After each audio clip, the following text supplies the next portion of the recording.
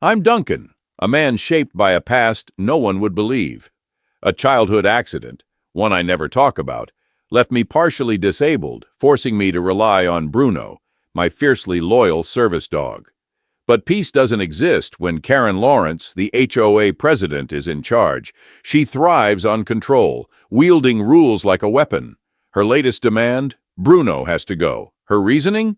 Big dogs lower property values. What Karen doesn't know is that I'm no ordinary homeowner. I have the power to challenge people like her, to dismantle the very system she hides behind. I've spent years in the shadows, working on policies that could change everything. But this just became personal. Karen thinks she's untouchable. She's about to find out just how wrong she is. Before we jump into the madness, comment below where you're watching from. It means a lot to this channel when we see your locations. And don't forget to like, subscribe, and smash that notification bell for more shocking HOA tales and big reveals you won't see coming. When I was 5, my parents clashed with a ruthless HOA president named Marcus Doyle. He hated our bright blue swing set because it didn't match the community's dull color code. He threatened my parents daily until one night he sabotaged the chains to scare us into compliance. The next morning I hopped on the swing, it collapsed, and I fell hard. Doctors tried their best, but the damage was done. I was partially paralyzed from the waist down, forced to rely on crutches. Growing up with a disability fueled my passion for justice. I studied law, then ran for Congress. My main focus? Housing reform and disability rights. I wanted to stop HOAs from destroying lives like they did mine. I kept my identity a secret in Valley Estate because I hoped to see firsthand how their HOA worked, or didn't work. Valley Estate looked perfect. Quiet streets, fresh lawns, and friendly neighbors. With me came Bruno, my loyal service dog. He's part Labrador, part guardian angel. Bruno detects my anxiety spikes, helps me steady myself, and is basically my best friend. For a week or so, all was calm, until Karen Lauwrence slapped that first violation note on my door. One morning, I stepped outside to find a neon pink slip plastered on my front door, the words practically screaming at me, "No large dogs allowed. Remove immediately or face fines." I barely had time to process the audacity before I heard the sharp sound of someone clearing their throat. I turned to see Karen Lauwrence standing on my lawn, arms folded, chin lifted in that signature smugness that I had come to associate with bullies who had too much time on their hands. Karen let out a snort, looking me up and down like I was something she had just scraped off her pristine designer shoes. "Oh, you saw the notice?" Her voice was syrupy sweet, laced with mock concern. "We maintain high property values in this neighborhood, and big, ugly mutts like that scare buyers." I clenched my fists.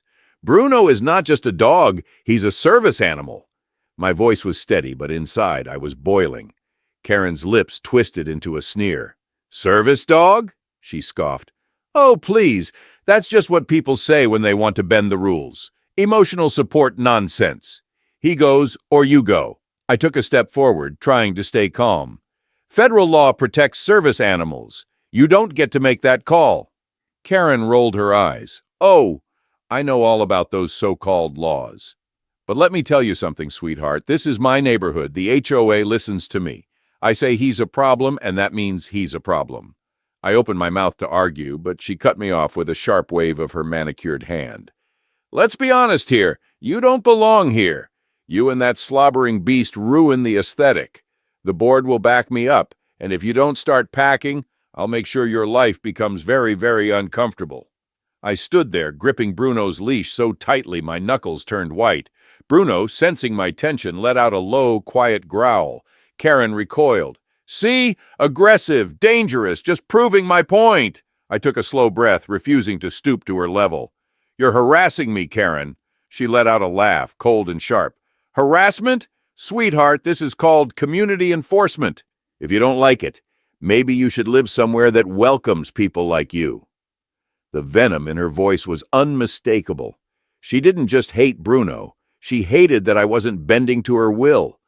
Days later, I stepped outside and felt my stomach drop. Spray painted in bold, dripping letters across my fence was one word: violation. My yard had been trashed, littered with what looked like fake dog waste. Someone had gone through the effort of planting a message, loud and clear. My hands trembled as I checked the security footage. And there she was, standing with a friend, laughing. Karen's voice, caught perfectly on tape. "He claims it's a service dog. I'll find a way to boot him out." I could have confronted her right then and there, but I had a bigger plan, one that would expose just how vicious some HOAs had become, because what Karen didn't know was that I wasn't just some homeowner. You might wonder why I have kept Bruno all these while. Bruno isn't just any dog. He's my partner. He braces himself so I can lean on him, helps me with balance, and calms my nightmares. After the swing set accident, I struggled with PTSD-like symptoms. Bruno's presence is my lifeline. I started receiving bizarre fines. Crutches left outside are an eyesore. Unauthorized dog presence. It was relentless. Meanwhile, neighbors told me Karen had driven out many residents who didn't fit her perfect image. Nightmares returned, featuring Marcus Doyle laughing as I fell from that swing set. In these dreams, his face morphed into Karen's, mocking me. I woke up drenched in sweat, but each time Bruno nudged me gently, reminding me I wasn't that helpless child anymore. Stella, an older neighbor, slipped me a note. "You're not alone. Karen's terrorized us for years." Another neighbor, Ray, whispered that Karen even bragged about being related to someone powerful once, but I had no idea how close that connection might be, or how my own power would clash with hers. Karen convened a meeting about threats to property value, the so-called threat, me and my service dog, Bruno. She stood at the front of the community hall, arms folded, lips curled in disgust, like she was addressing an infestation instead of a neighbor. She took a deep breath before delivering her carefully rehearsed performance. "Valley Estate stands for order. We cannot and will not let one irresponsible dog owner destroy the harmony of our beautiful community," she declared, her voice dripping with self-importance. A few nods rippled through the crowd, but most people seemed uncertain. She had to work harder. "We have rules for a reason, rules that people like me have spent years upholding, but some people," she turned her sharp, gleaming eyes on me, "think they are above them. That they can drag our property values through the mud because they refuse to take responsibility." My jaw clenched. I took a slow breath and stood. "I understand concerns about community standards, but Bruno isn't just a pet. He's a service dog, and under the Americans with Disabilities Act, communities like this are required by law to accommodate him." Karen rolled her eyes so hard I thought she might fall backward. "Oh, please, don't throw your little legal tricks around like we don't know how the world works. This isn't about laws. This is about respect. And people like you, people who bring wild, untrained animals into civilized spaces, don't have any respect." My blood boiled, but I kept my voice calm, measured. "Bruno is neither wild nor untrained. He is a certified service animal, and any attempt to remove him would be a direct violation of federal law. And I should warn you, a violation like that carries serious legal consequences." A ripple went through the crowd. I caught a few concerned glances. A retiree named Paul, sitting near the back, narrowed his eyes at me, stroking his chin in thought. Karen scoffed, refusing to let go of her manufactured outrage. "Legal consequences? Oh, give me a break. You really think a bunch of government suits are going to come running because some entitled fraud waves around a service animal excuse? Newsflash, this isn't Washington. You don't scare me." After the meeting, Paul caught up with me, his sharp gaze full of curiosity. "You talk just like the folks I used to see on C-SPAN. You sure you're just an average homeowner?" I forced a chuckle, shrugging off the question.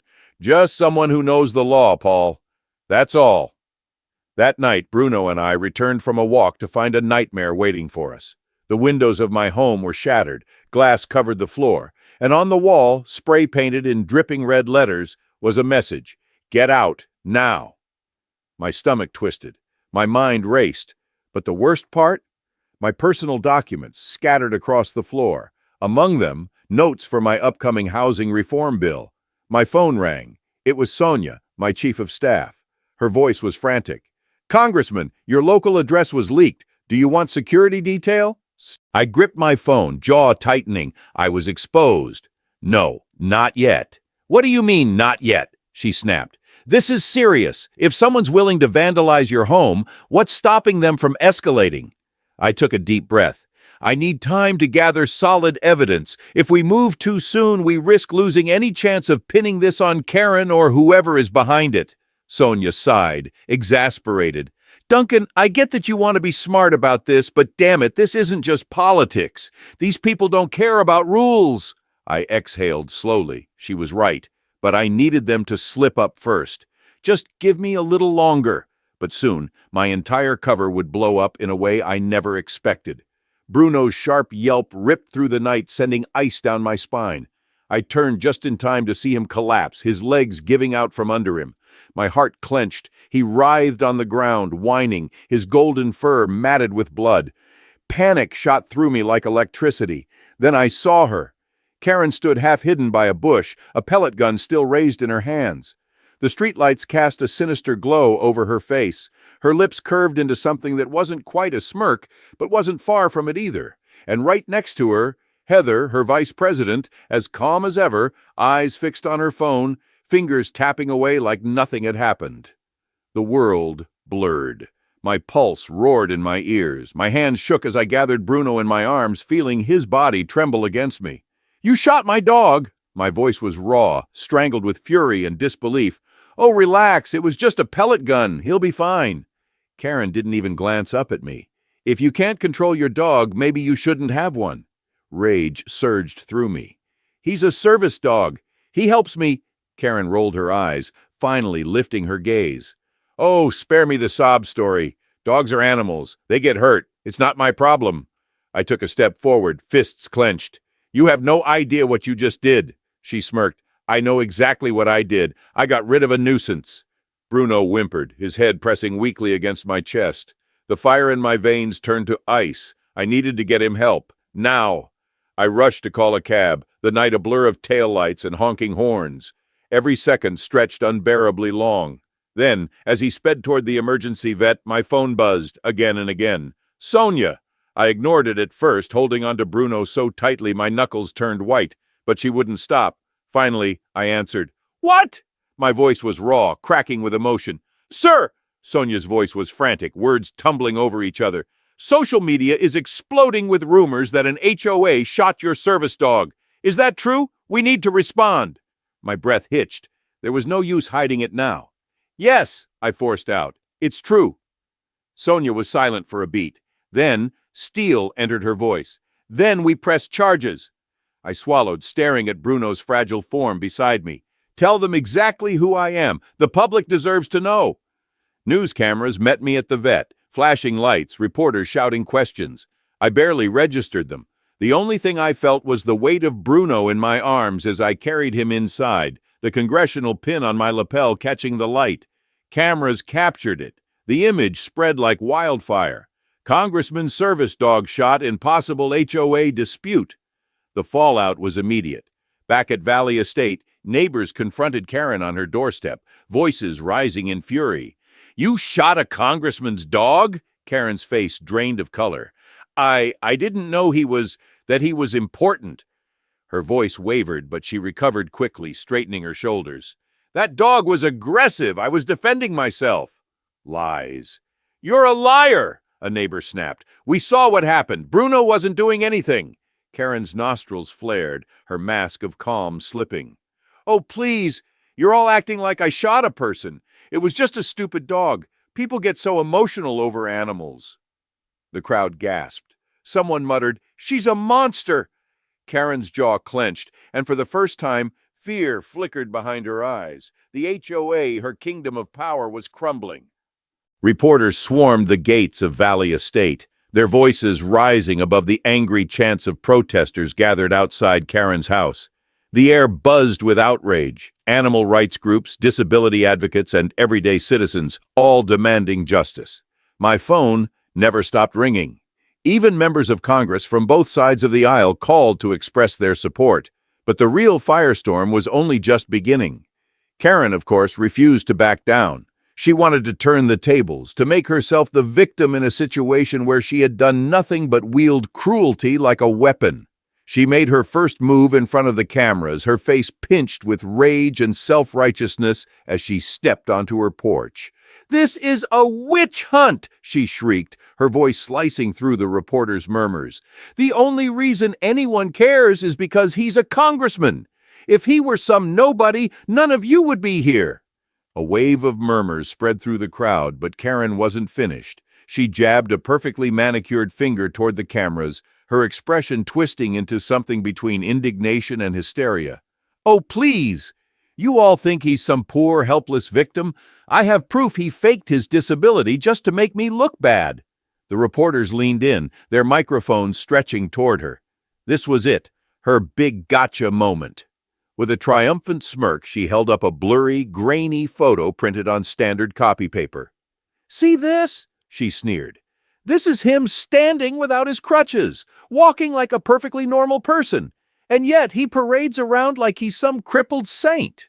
There was a pause, a long, uncomfortable silence. Then a reporter finally asked, "Are you aware that he has partial mobility?" Karen's smirk faltered for a fraction of a second before she scoffed, waving a dismissive hand. "Oh, don't give me that medical nonsense. He's been manipulating all of you. And let's not forget his little hero dog. Give me a break. It's just a dog. The way people are acting, you'd think I shot the Pope." Gasps rippled through the crowd. Even the most neutral reporters visibly recoiled. Karen's face flushed an ugly shade of red, but she doubled down, her voice rising with desperation. "This isn't about a dog. This is about a powerful congressman using his position to ruin my life. I'm the real victim here. I've been harassed, threatened. My entire livelihood is on the line because of this ridiculous story." A young reporter hesitantly raised his voice. "Karen, the footage clearly shows you pulling the trigger. Do you deny that?" Karen's eyes flashed with venom. "Oh, so now I don't even have the right to defend my property?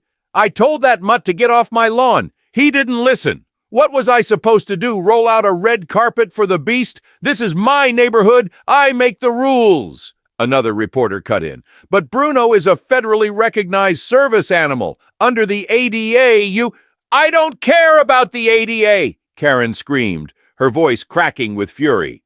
"These stupid laws are the reason we have degenerates ruining good, upstanding communities. Ever since people like him moved in, everything's gone downhill." Silence. Even Karen seemed to realize she had gone too far, but it was too late. The outrage was immediate. Hashtags flooded social media, calling for her resignation. Disability advocates released official statements condemning her words. Animal rights groups organized emergency protests. And worse for Karen, House leadership announced they would fast-track my proposed service animal protection bill, directly fueled by the nationwide outrage over Bruno's shooting. Karen had thought she was untouchable. Instead, she had single-handedly fueled the exact laws that would hold HOAs accountable for abuses like hers. Meanwhile, Bruno made it through surgery. He would have a limp for a while, but the vets assured me he'd walk normally again. Every interview I gave was dedicated to his bravery and to the importance of standing against people like Karen. The backlash was relentless. Karen's supporters evaporated, her allies distanced themselves, and her once loyal HOA board members scrambled to resign. She had ruled the neighborhood with an iron fist, but now she was utterly alone, and she knew it. A new HOA leadership took over, issuing an apology and ensuring accessibility for all. Neighbors who once ignored the issue now expressed regret. Bruno became a neighborhood hero, symbolizing change. It had taken too long, but progress had come. Karen Victor stood in court, shackled. Reporters snapped photos as she sneered, "You tricked us! You never said you were in Congress!" I steadied my crutches, Bruno at my feet. "You never asked or cared. That was your mistake." Karen scoffed. "All this over a stupid dog?" I held firm. "No, Karen. This is about your abuse of power and the people you hurt." She rolled her eyes. "You think you're better because you're in Congress? You're just a fraud hiding behind a dog," Bruno growled. I calmed him. I stood up, and people finally saw the truth. Karen's rage faltered. "You ruined my life. I ran that HOA for years. Now I'm a criminal?" The judge interrupted coldly. "No, Karen. You're here for fraud, harassment, and extortion." Karen fell silent. My phone buzzed. Sonia's message. Congratulations, Congressman. The bill is now law. Bruno's law. Tears welled. I knelt, hugging Bruno. We did it, buddy. Karen hissed. Laws won't change people. I met her gaze. Maybe not, but they'll stop you. As the judge sentenced her, her entitlement vanished. She was nothing now, just a warning. Reporters swarmed as I stepped outside. Congressman, how does it feel knowing Bruno's law has passed? I smiled, scratching Bruno's head. It feels like justice. Karen was finished. But we were just getting started, and that's the story. If you found this showdown satisfying, smash that like button and subscribe for more stories where the underdog and his dog come out on top. Don't forget to drop a comment telling me where you're watching from and share your own HOA tales or thoughts on service animal rights. Thanks for tuning in, and remember, sometimes the quiet neighbor next door has the power to change the law and make sure justice is done, especially when you mess with his best friend.